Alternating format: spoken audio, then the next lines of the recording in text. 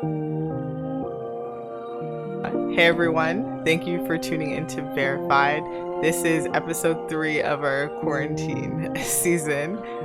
Today we have two very special guests, and I'll just let them introduce themselves and your relationship with art. My name is Alyestal, and I am a poet, a creative, a workshop facilitator, and I am also the host of a digital series called Momo's Mama Monday that explores the challenging situations of early motherhood. And my relation to art is I am an artist. I am married to an artist. We named our child after an artist. Our initials actually spell art. So we are definitely, art is a family business. All right, I should have went first. All right, so my name is Reynold Thomas. I am a visual artist, a painter, a teacher, mentor, and facilitator. I facilitate I guess it'd be now a weekly virtual drawing experience called Figuration, as well as mentor emerging artists and organizations who are looking to add an artistic experience to their workforce to help with their engagement of their associates. My relationship to art is I've been an artist forever. My earliest time remember creating is back in school where I was the known guy for the bubble letters in elementary school, and that led right up to my career now as a full-time visual artist. I love that. First of all, you're not only like my favorite couple, but I will give you that. But you're my two favorite individuals separately.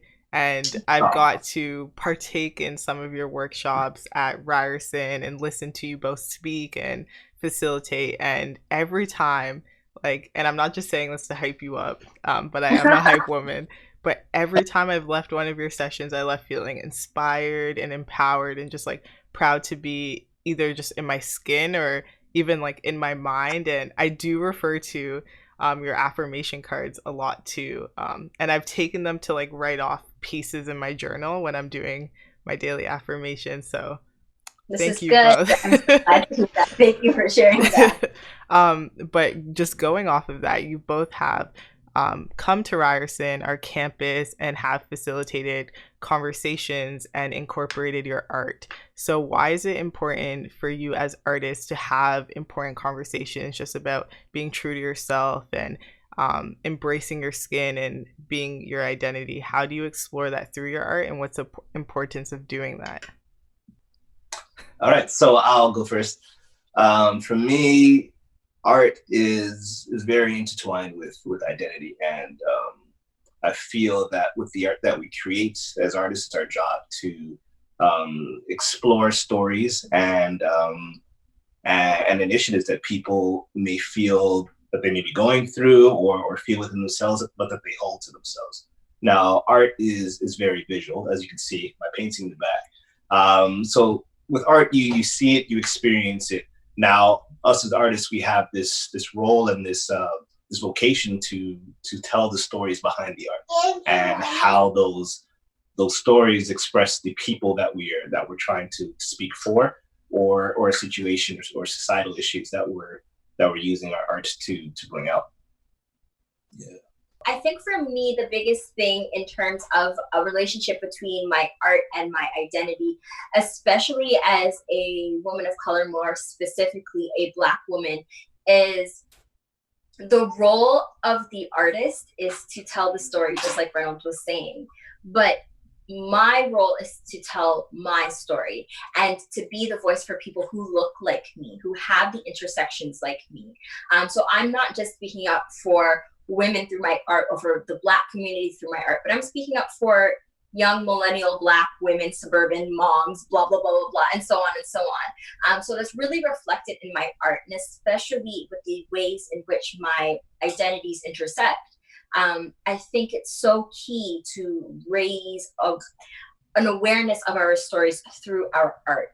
The artist is supposed to be a reflection of the times, of things that's happening in society, and essentially highlighting and amplifying stories for a group of people in many ways. And so for me, it's so important to make sure that my art is addressing themes of my identity. A lot of the spoken word poetry that I share is based around identity, is based in empowerment. It's written for me first. And if it makes me cry, then I know it's ready because it means it'll make someone else feel the emotions that they need to. It's essentially finding the words that other people didn't have, but they had those emotions, and then being able to use my art to express that for them. I love that. I want to know about, because art provides opportunities, and it allows you to grow within yourself and explore your own individuality. And again, you're diving your own identity into your art. So, what has been the biggest opportunity, or more so, it doesn't have to be a big opportunity, but just the most important opportunity you've ever gotten from being an artist? Yeah. So I'll speak on one or two of them. I was published in a Australian arts anthology called the Leaders in Contemporary Illustration. So that's the top artists in the world that I was published in that. I have it on our coffee table here. I don't remember the page number. I put a sticky note in it. But that was very inspiring for me because I remember being back in high school, and we're going through, just art history. And I was looking back to my teacher in like the 9th grade. I'm like, I'm going to be in one of these books one day. And he kind of chuckled, like, yeah, a lot of us wish that we were, but it's not really that possible. So, don't get your hopes up too high. And, flash forward like 15 years later, I'm sort of going through it and be like, wow, this is something that I'm in. People are going to be studying my work, and it's great to have that recognition.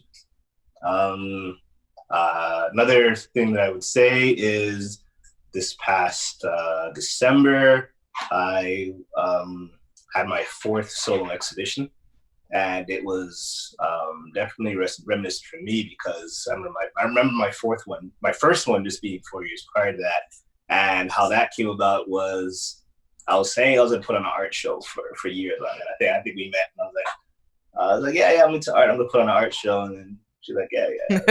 No, I was supportive. I believe you. You can do it. But then a lot of cases I've been saying this for years, right? So people are like, yeah, you do art, but maybe that's not bad. But I walked in, I was like, yo, to the gallery, I want to put on an art show, and he's just like, when? And then I was like, wow, it seemed like it was too easy to be real, but it was really just my time.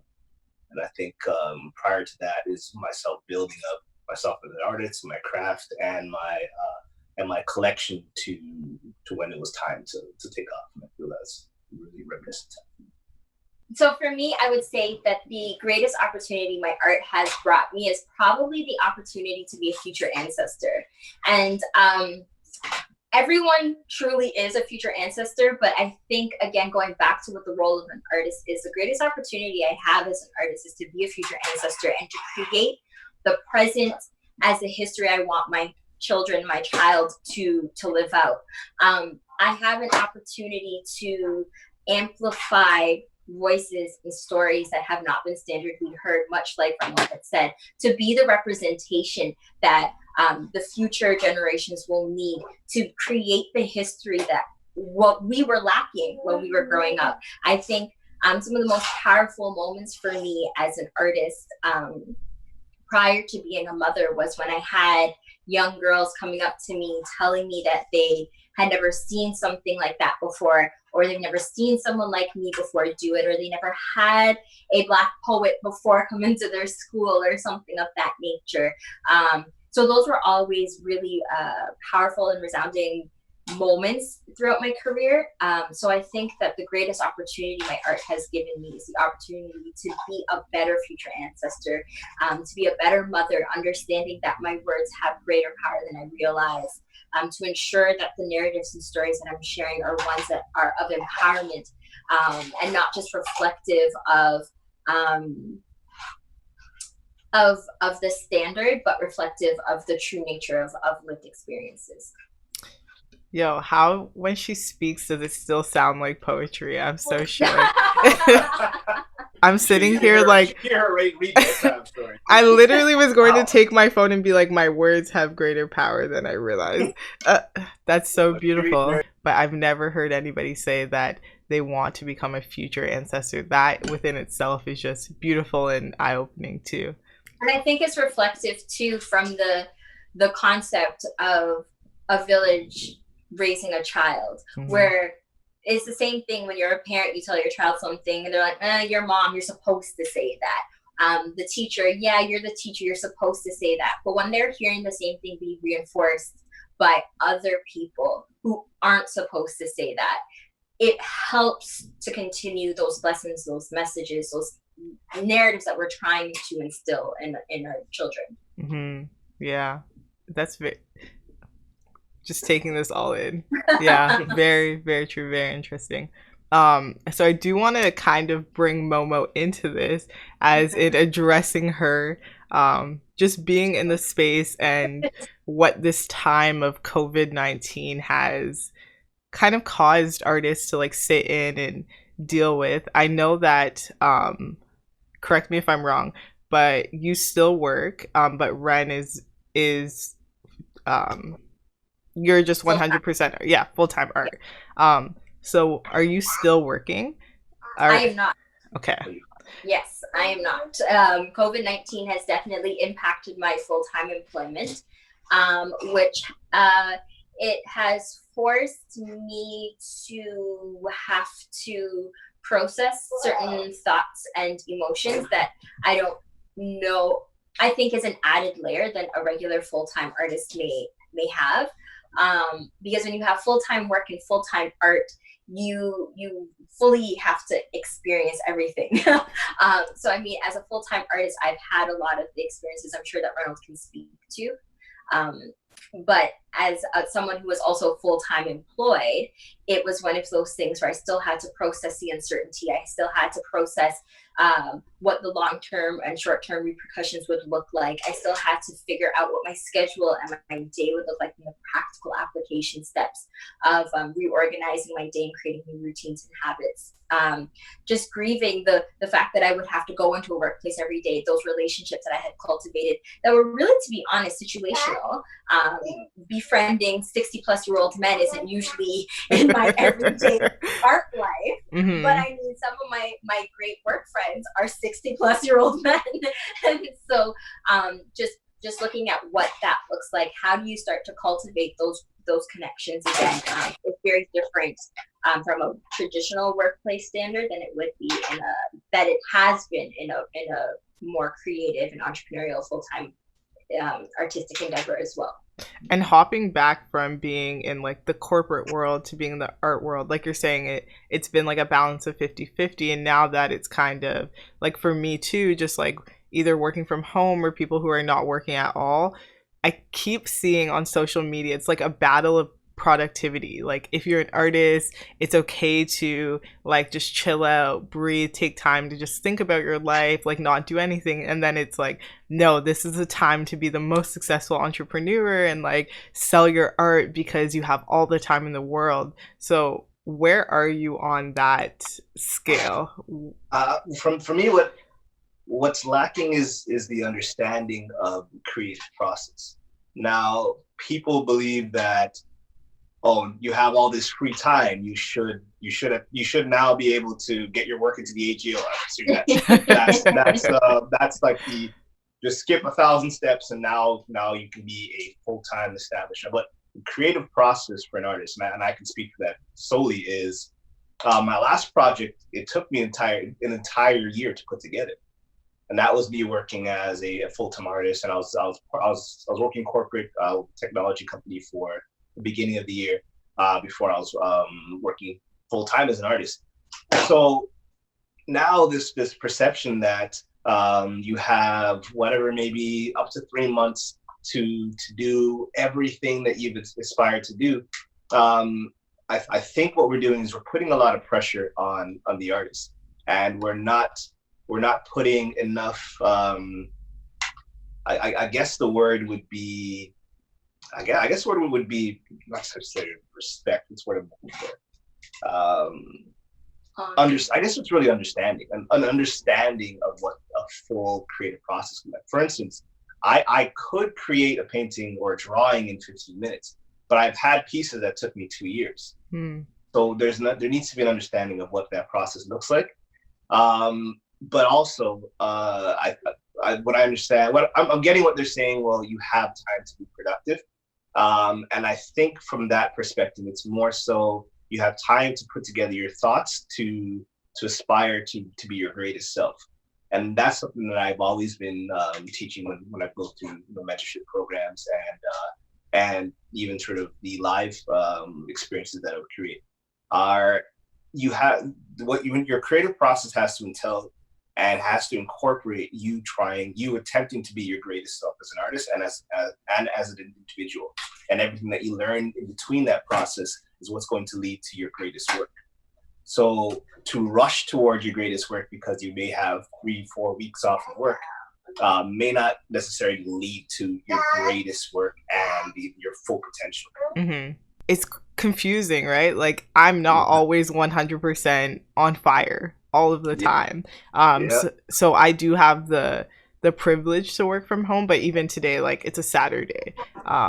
And I, like, when I'm doing things on the weekend, like, it's hard to differentiate your days. Like, okay, am I responding to emails on the weekend, or do I just shut them off so that I'm 100% productive? But even when I'm supposed to be 100% productive, I'm tired. And being like 100% nonstop when you're in the workplace, your energy drains. So now I'm like, oh, is it time? Is this like God being like, hey, catch up on your burnout, you're like about to fade? Or am I supposed to just dive in and push and still be like the hardest working me? So there's the main thing that stands out there is your health as an individual should be and needs to be your number one goal. So before I'll call it life before COVID. We should write a book. You can do whatever you want. But you gotta write it. I don't write it. So you should see my notebook. It's literally just empty pages. To-do list. There's another. It's all. But yeah. So like before COVID, there'd be times I'd be literally pushing. And I was working corporate, and I would work 9 to 5. And then when I come home, I'd work on my art from 7 till 11. And I'd work all day long. And then on the weekends, I'd drive to Philly. I'd drive to New York for art exhibitions. And what would happen is I would burn out. I'd literally get sick, and I couldn't do anything for whatever amount of days. Or like my hand would start to hurt, and I had to start trying to learn how to paint with my right hand. And that would hurt. And okay, I guess I can't paint it all. So that was really just something telling me that you need to slow down. So what's really important is there needs to be a balance, and your health overall needs to be the number one goal. So going back to the initial question of where do we fall on the scale of productivity and rest during this pandemic? I think the people who are saying you need to be as productive as possible, they're saying this from the standpoint of we are not in a pandemic. You now have all the time that you have always wanted and always said, I was too busy to use, to do the things you wanted to do. They're taking the mindset of you got this month off, do all the things that you wanted to do, but you never had the time to do it. Forgetting that we are in a pandemic. And being in a pandemic means that we have physical, financial, mental, and emotional things that we need to process on a very practical scale. And that leads to the exhaustion, Vanessa, that you were talking about, for instance. These levels of uncertainty, this time of being in limbo, living this collective consciousness that we have never experienced before is taxing. And it manifests itself physically. We are people of routine, regardless of how spontaneous you are. When you wake up in the morning, you usually have an idea of what your day looks like. but he does go, as much as he likes to think he doesn't. But the fact is, when you wake up, there's certain things that you do. Usually you think about how do you spend the first 15 minutes of your day. You're thinking whether you grab your phone, if that's a healthy habit, not healthy, that's not the point. But you might grab your phone, or you head to the washroom, or you say your affirmations, or you do your prayer, or whatever it is. The things you do in the first 15 minutes of your day will usually dictate what day it is and how you process through the day. The first 15 minutes of Monday is going to look different from the first 15 of Saturday. But when every day looks like Saturday, you start to feel very taxed. Mm-hmm. So I think the people who are saying be as productive as possible are forgetting all of those background noise. I think the people who are saying rest are very much aware and cognizant that we are in a pandemic. But I think the fear with that, or the potential with that, is that some people will use that as an excuse, because there's a lot of people who will become inactive, being like, oh, well, you know, I'm just going to live off of Netflix and quarantine snacks. We're in a crisis. We're in a crisis. I'll do that tomorrow, right? But so I think it's about striking a perfect balance. And I think for myself, having been fully corporate and fully artistic, it's been a process of trying to figure out, okay, now that my slate is essentially clear, how much time will I allow myself to process those emotions and properly grieve what I need to grieve, whether it's my daily routine or whether it's the fact that last week I was supposed to be doing a 3-day conference in London, which is literally my most favorite city in the world, get paid to do what I love, but yet I was here wondering what I was going to do with my corporate job. You know what I mean? Mm-hmm. So I think I have to let myself know it's okay to be feeling taxed. It's okay to grieve. It's okay to be wondering and processing and figuring out what things look like, especially in a time when we don't have that emotional support of the physical closeness of our loved ones and our friends. But there has to be a deadline to it. So what's really important there is, that's something we talk about all the time, is exactly what everything that she's saying. It's okay to go through these emotions, but what's really important is not to stay there. Yeah. There needs to be a time where you feel that you can, you know, uprise and, okay, well, what's the next step? So if you don't feel like you can reach that next step, and if you feel like you need to sort of stay in that sort of taxing situation, then what's happening is you're plateauing. But my goal, and you know, especially when I'm doing mentorship programs, is always strive to be the best person that you can be. Yeah, because even if money wasn't a factor, let's pretend that you got a $10,000 grant before this all started and you could create all the art and work that you wanted to create. Let's pretend if the stores are closed and Amazon's not doing same day shipping and vendors are closed and people who are creating products are closed, you cannot do what you do if you don't have what you need to have. And sometimes it requires us to have to process that. I'm a poet. I need paper and pen, maybe some technology if I want to type it out and get fancy. Staples only have one person in the store. But no, but the fact of the matter though is that I can show up at any store. Any store will have paper, any store will have pen, pencil, whatever. You know what I mean? So I can keep creating. But if I work in textile, if I work in beadwork, jewelry, paint, canvas, and these things aren't being sold or are not easily accessible anymore, I cannot do what I do to create what I create for the need that I need to create it for, and even for the emotional and mental release that I as an artist create for. I can't even use the tools and techniques that I use to process and be healthy for myself. So even if we take away the financial component, which is still is not like diminishing it, but even if we take that apart, there's just so many factors in what makes an artist that the entire process. It's an entire process. The other day was my first time. I've been an artist for a millennia. My first time actually ordering off of Desayers or something like that. So Desayers is closed. That's where I get my art supplies from. So I'm like, I need new canvases, I need new paints, I need new charcoal, and it was my first time ever ordering off of these. So now this was changing my entire process of how I create. So that, okay, well now I gotta wait. It was like 3 to 4 weeks for this to come in. And before, part of my process was to go to these stores and to touch the charcoals and to feel. And my work comes from inspiration, and my inspiration comes from people. So if I can't connect with people and I can't connect with what inspires me, my whole creative process is been set back. 100%. So I think the ultimate take away from what we're mutually saying is rest. Take the time to rest. Grieve. Take the time to grieve. Process. Take the time to process. Give yourself the grace that you need, and give others the grace that they need as well.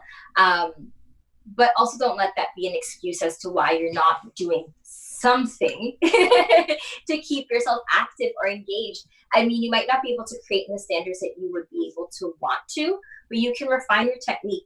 Read a book. The library's great resources. Literally, so many establishments are giving away free resources. There's museums you could never have afforded to go to before. There's digital tours. I mean, it's not the same, and I get it. I absolutely 100% get it. But if you've never been to the AGO, you can go now. Like, you know what I mean? Mm-hmm. Like, you can still be consuming things. You can still be doing things that are going to inspire you or feed you in whatever little way it will to sustain you creatively. And then when time comes and we start to adjust and we get back to a new normal, you're not completely depleted. Mm-hmm. A part of why I created the affirmation cards is to fill your well. If your well is empty at the end of this, it's going to be really hard when we get back to our new normal to do anything. So we have to be sustaining some level of this full well. It doesn't have to be full and overflowing, but we have to have something in our well to carry us through and sustain us through this very unprecedented time that we're all experiencing. And I mean, we're all experiencing it. We're all being impacted. We're not all being impacted the same, but we are all being impacted. 100%. Thank you for saying new normal. I saw on LinkedIn that everyone was like, yeah, like it's going to get back to like the way we were. And then someone wrote an article and it was about finding the balance of being productive, but also taking rest. And they said, as soon as this ends, whether that be in 2021 or in a month Tomorrow. or yeah, like hopefully, but it's not going to be the same because of the way we've been disconnected and just the way we're even interacting with people now. I went into the Dollarama with my sister who came to visit, and it's like, even when she comes in my house, like, wash your hands, like, it's even a scare to like let my family in the house, which is something that's odd and it makes you like push away. But I love that she came in. It made me be like, okay, we're humans, like, let's embrace and love each other. In the Dollarama, someone was like walking by and I was like backed up and I was like, oh, to my sister, I was like, just let him pass first. And it was like this idea that like we can't even like brush each other. And she's like, why are you being a weirdo? Like, walk down the aisle. And I was like, oh. And it was just like, I had to check myself. So definitely that is going to be something that we're like getting used to, being around each other again. It's one of those things, like, for instance, it's a point in our collective history and consciousness that will cause us to pivot. 9/11 was a point in our collective consciousness that caused us to pivot. We don't travel the same way we did in 2000, September 10th, 2001. You know what I mean? Like, we don't travel the same. We have, and now it's our new normal. When we go to the airport, we know we have to reach with a substantial amount of time before, and we have to pretty much get naked, and we have to do all these things. You know what I mean? But it wasn't always like that. We will reach a new normal. We don't have to be okay with it right now because we don't know what that new normal is, but we have to be okay with knowing that things won't go back to the same way that it was. And it doesn't mean that it's bad. It just means that it will be different.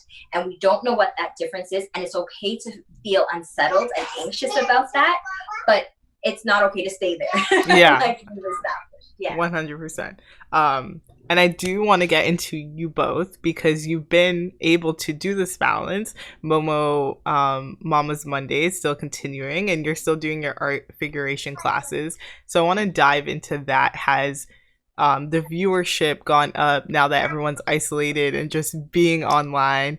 And what is the process of like facilitating art classes online? I know Momo's Mama's Monday has always been online, but is the experience still the same being in self-isolation? What's the process now?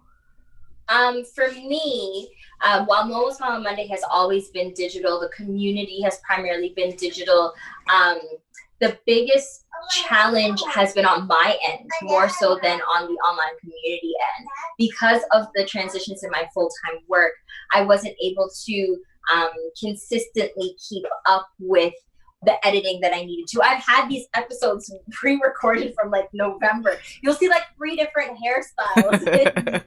But the thing with it is I didn't have the resource of time on my side in that sense to be able to actually sit down and do what I needed to do, because I had to delay my travel. I had to figure out my work situation. I had to figure out childcare at home with Momo, and what does that look like with Reynold still working but in the home, and me working in the home, and childcare. So for me it was much more on my end, the shift and the challenge being, how can I be consistent? I thought, okay, I have the time, let me be consistent, but I didn't actually have the time. Because I now became full-time employee, full-time artist, full-time mom, full-time housekeeper, full-time all the rest of it, while Reynolds being full-time all those things too, and we all have to do it out of one place. So for me, it was less what was the digital response, what was a community response, and more what were my challenges and setbacks that I didn't anticipate, even though it's already digital and I technically had all the more time. Yeah. So for me, it added a few extra hats under my belt where I was working on the workshops, I was teaching, facilitating, and running mentorship programs. Now those are all done in person. So what I had to do was be able to adapt and pivot quickly so that those can still remain operable. So there's a community that's on sort of in Toronto called All Toronto's Life Drawing Sessions. And what happened there was everybody, all the models and majority of facilitators who worked closely with institutions, their careers as models was canceled abruptly. So they went from doing 3 or 4 different modeling gigs a day, running facilitators running 3 or 4 sessions a day, to there being now 0 income coming from all of those platforms. So as for myself as an arts manager, I wanted to ensure that there was something quickly that I can put out that I can be able to ensure that those models have that security, and ensure that the community of artists and art enthusiasts remains thriving and flourishing. So we're definitely on a rise, and then with there being something that comes in blocks, so there needs to be, it's either we sort of fall and remain behind the block, or we find a way to rise and climb over it. So I wanted to ensure that was something that I created quickly. Since it's done digitally, I'm able to, instead of running it monthly, running them weekly now. And there's people reaching out and saying, I'd like to be part of this. I'm actually getting more people who are participating, either artists or people who just really want something to feel like they're connecting.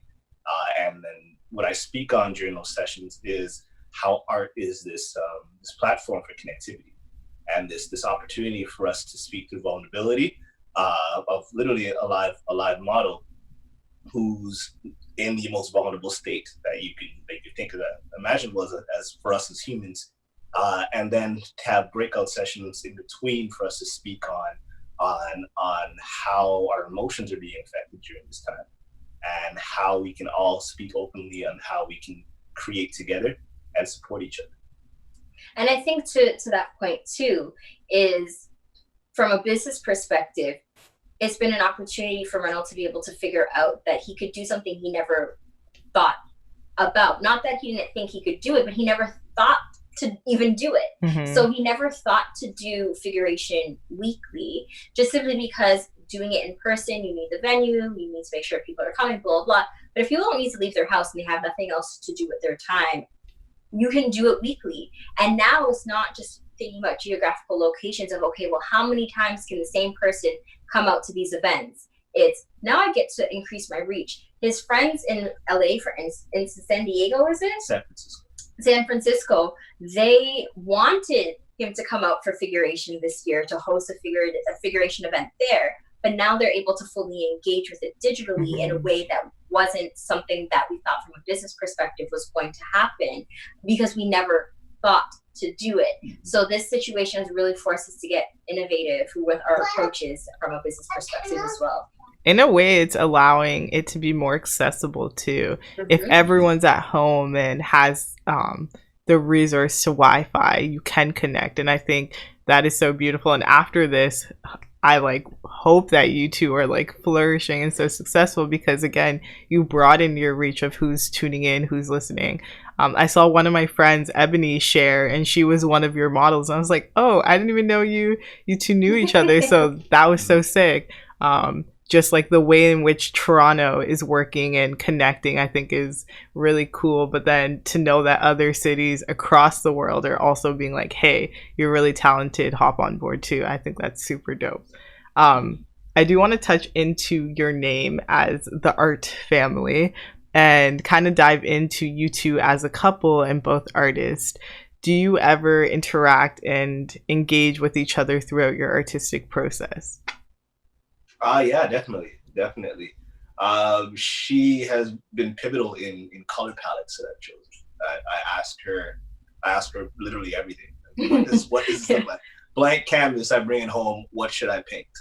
And she's not a visual artist, but I feel that there's a sort of connectivity that we have without words that we sort of speak through the arts, where she understands where I'm going with something or my thought process, because she'll often ask me, what am I thinking about, what am I feeling? And I'm not good at talking about that at all. He's improved tremendously. I'm like, I will show you because I'm visual. Like, well, here's what I'm. She's like, well, I'm looking at a blank canvas. So you can't show me your emotions unless you can speak and process them. So I've been working towards that, and that's what actually been pivotal in me being able to speak about my art and speak about emotion and power through art and body positivity. So something that I worked on for years on end. I'd have these drawings, have these paintings, and it's through conversations that we've had and her showing me inspiration either through herself or her words. One of my last paintings were actually solely inspired by one of her poems that she did live. So we were doing this one event. She was doing a spoken word upstairs. I was like, perfect, that's exactly what I want to work on. So I went down, I finished the painting, and it was solely reflective on the words that she showed. And there's another painting I was listening to her before we were married. I don't know if I told you this, but you're doing a radio recording. Oh, right. Yeah. And it was this painting I was stuck on for literally 2 years. Was it Queen Movement? Yeah, I'm like the worst painting ever. I quit. I can't do this. But it was a radio recording that she was doing, and she was speaking about just real personal issues that she's never told anybody before, not even her parents. Yeah, my parents after that. So I feel all this, you're not telling me. So I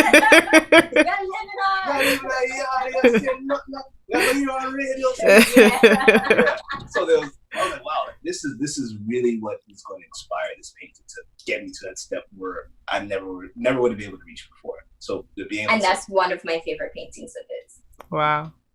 Yeah, I think to Reynold's points as well, like sometimes if I forget a line in my poem, I'll be like, Reynold, what's the line? Like if it's in the audience, people are like, what's happening? And it's like, blah, blah, blah, blah, blah.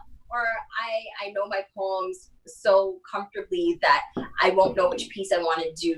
And it'll be moments, or even sometimes I'm up on the stage behind the mic and I'm like, okay, so which poem do I do? Do I do this one about my childhood life, or do I do this one about my hair, or whatever else? And then I'll hear, or someone will say, hey, which poem do you want to do? And I'm like, I'm going to do my husband's favorite poem. And they think I'm coming up to do like a love poem, which I don't write, but like a love poem or something. And I'm going up there and I'm like, Black people are amazing. And you were like, what? You weren't expecting that to be your husband's favorite poem. Yeah, but you assume that we would go for like, into like lovey-dovey arts. Yeah. We're not. Yeah, we're not. Like we're very affectionate people towards one another and like our friendships and relationships. We're very much flutterize all the time. It's true. He still makes me blush, which is good. Yeah. We've been together for 8 years. Sometimes he's excessive, so I ignore it actively. We are all about love and supporting things. We're all about love, supporting love, helping. We actually like mentor couples who are looking to get engaged or married, and we to know of like, hey guys, this is a service we offer, especially like people coming and asking us questions. I say all of that to say that we love, but it's not necessarily reflected in our work in the way that people anticipate, especially because we work so closely as a couple. One of the instances that stand out in my mind creatively for us is I started performing 3 weeks postpartum after giving birth to Monet, and I had her in the carrier, and it was at Reynold's art show. And we thought, oh, well, she probably won't do well with being up on stage. So we took this little tiny baby out. He held her, and she was not having it. So about 2 weeks, 3 weeks after that, we performed as a family for the very first time. And Reynold was live painting in the back. Monet was in the carrier. I was performing poetry, and it's like that was really like a stake in the ground of saying, this is how we will move and operate as a family. We will do things together. We will support each other.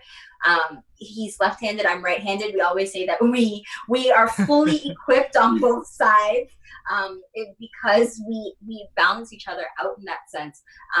But that moment really solidified what it meant for us as a family and as a couple, of how we were going to operate creatively in the family business, essentially, how we were going to support each other, how were we going to encourage each other creatively, in terms of, for instance, even during this COVID time, of asking, do you need some time alone? Do you need space to create? Do you need to go upstairs? Do you need to go for a walk?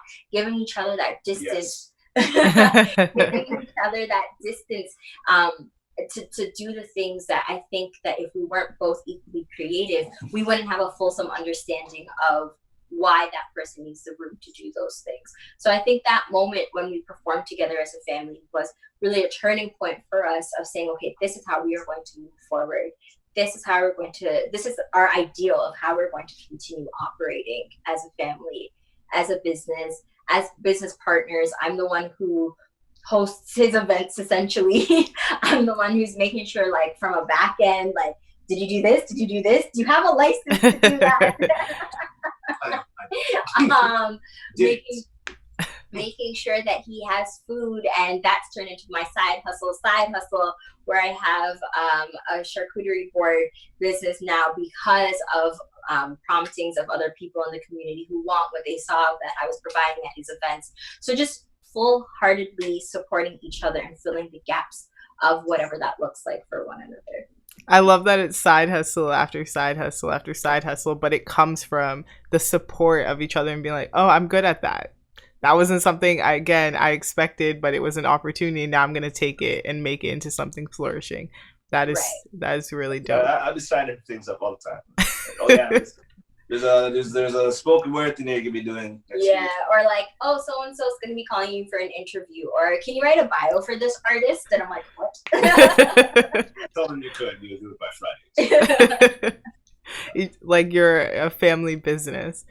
Yes. I never knew that you offer a service to coach couples who are engaged and want to become married. What advice would you give to a young creative couple who are in different paths of art, who are just starting off their romantic relationship? Be friends. Yep. I think that's the fundamental thing. I genuinely enjoy her company. I think that's a piece that's missing in some romantic relationships, where I think, well, even past relationships, and then, time goes on, I'm like, I don't actually really like this person. Yeah. the truth is the truth. Like, do you actually genuinely care about this person? And do you actually genuinely enjoy their company and friendship? Beyond romantic, I think. Romantic. And a perfect example is what we're going through right now with being in isolation. You cannot... I disagree with this. You cannot be in a high state of romantic activity and involvement continuously, consistently, because it's not real life. If you can't exist with this person that you are with right now in this moment, you may not have a very strong romantic relationship as much as you think that you do. If you can't just have engaged conversations about nothing, essentially, like, you know what I mean, then that might be something you want to work on. Mm-hmm. It's not just about, like, yes, you need to know yourself, yes, you need to have grace, yes, you need to love yourself, all that good stuff. But at the end of the day, if you can't enjoy this person's company just for the sake of enjoying this person's company, there might be a problem. Also knowing how to exist independently, Mm-hmm. while existing simultaneously, because we can be in the same room together existing independently, Yes. but we're literally on the couch together. And it's not because we're behind our phones doing different things, it's because we know how to exist as individuals, and we have figured out how to exist together and be compatible in a sense, because we are friends. We can exist simultaneously and independently, at the same time. So it's it's something special, and you know that it'll work when you can just be in the same physical space with that person, but that's not a hindrance to you and you existing individually as well. I love that. Thank you both so much. We are going to play a game. If you were in the office, we had this whole setup with cards. So our producer created a game. It's like most likely to. So it's kind of the knockoff of the filter, the tilt, the head tilt. So we played this at our wedding, but we did a shoe game where it's like I had his shoe and my shoe, and then it's like, who's more likely to, and then you put up the shoe. Okay. We're doing the shoe game. I love that. Okay, that's fire. Okay, who is more likely to go to the museum most often? Both of us. Most likely. No, I was going to the museum. I used to work in the wrong. So, like... Hold on, pause.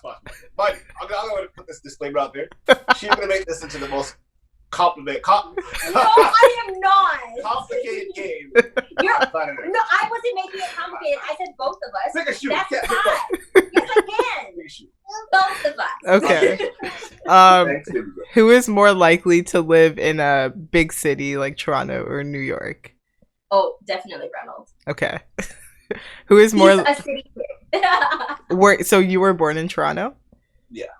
Where were you born? I was born downtown, then I grew up in Jadesshire. Oh, you're like a Toronto man. Yeah, I'm Toronto. Yeah. Who is more likely to watch romantic movies? Oh, me, definitely. Hands down. Okay. Who is more likely to be in a choir? Reynold. Me. He actually was a choir boy. Interesting. I'm learning so much. Who is always happy? Me. Lie. Momo's always happy. As you can see. Who is more likely to hold their breath the longest? Oh, me. Oh, definitely Alyestal. She is.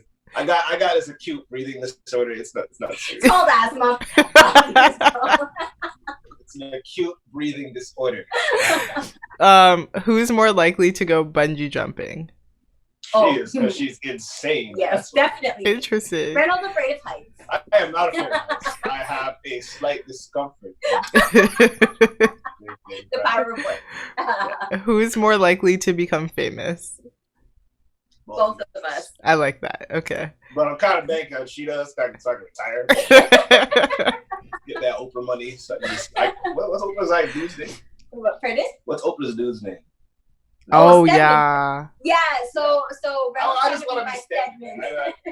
That's actually goals. I would love to have Oprah money. I'm just gonna manifest that right now. Yes. Who's more likely to be a stand-up comedian? Me. Yeah. He wouldn't be good at it, but you know. Who's more likely to start an argument first? Oh, definitely me.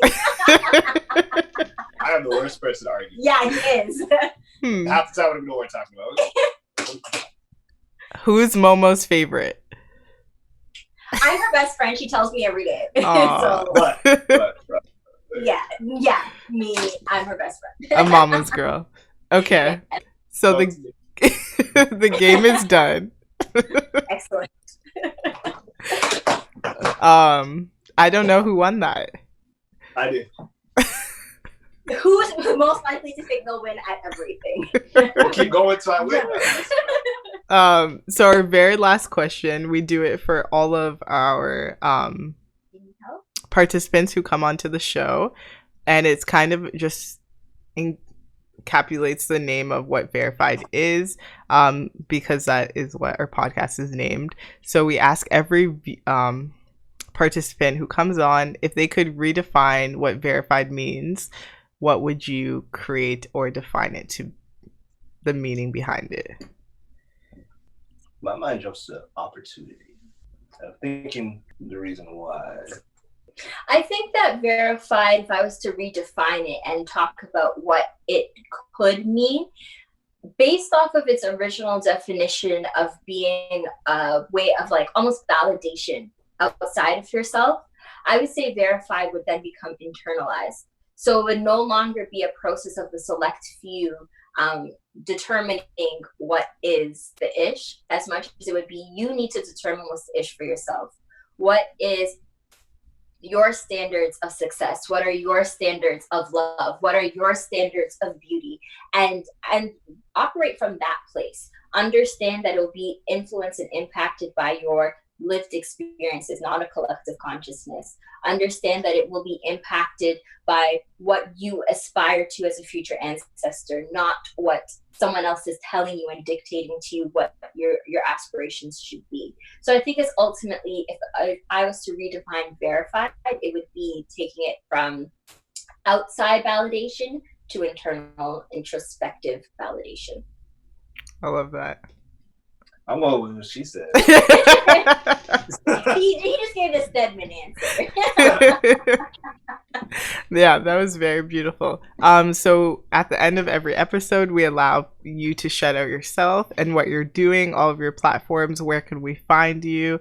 What are you doing in the city? How can we share or get involved with your work? Wicked. That's my favorite part. So you can find me on Instagram at RENZZART. That's Ren's Art. If you want to find me for any corporate opportunities, you can find me by my government name on LinkedIn at Reynold Thomas. I am currently working on mentorship programs, artistic workshops focused on artistic development, as well as Figuration, the life drawing experience. So we're going virtual with that weekly on Tuesdays. So you can either look for that on my webpage at www.rthomasart.ca or on my Instagram. And we'll have a link to my Eventbrite invitation from there. So what's really key with that is I'm focusing on also providing financial opportunities for models and the arts community. So the Figuration experience and workshops have been focused on those who are interested to provide donations, and that would be going to support of those who in the arts community who've been out of income. I love that. Thank you for doing that. Actually, I feel like the models and the artists would want to thank you, so I'm gonna do it for them. Thank you. That's dope. And for me, my name is Alyestal. It is spelled Alyestal. I am literally the only Alyestal on the planet. So all of my handles are Alyestal. My website is alyestal.com, and there you can find access to my Think Differently affirmation cards. You can also download the free habit tracker there if you need a little bit of assistance in being able to process the things that you want to accomplish in this time, and not necessarily the 57 languages you want to learn, but it could also be the fact that you just want to make sure that you're drinking water and you're moving your body every day. Right now, what I am working on is my poetry manuscript. I am also working on new episodes of Momo's Mama Monday. And a part of the Momo's Mama Monday initiative is, again, I am receiving donations as well from people within the community who would like to support moms and families during this time, especially those with young children and multiples, in the form of um, grocery card, gift cards, diapers and wipes, just helping them get the bare necessities that they need. So I am receiving those donations, and feel free to contact me through email at alyestal@alyestal.com. And yeah, be sure to check out on Mondays the latest episodes of Momo's Mama Monday. And that can be found on my IGTV. Thank you both so much for being here. Thank you, Momo, for making an appearance. That's Momo. You say hi? You say hi? I hope you all stay safe and good luck with everything. I'm definitely gonna check you out and make sure that I'm doing my best to support you all as well. But thank you so much for being here and sharing your stories and just your experiences and what you're doing right now. Always inspired by you both. So thank you so much. Well, thank you. Yes.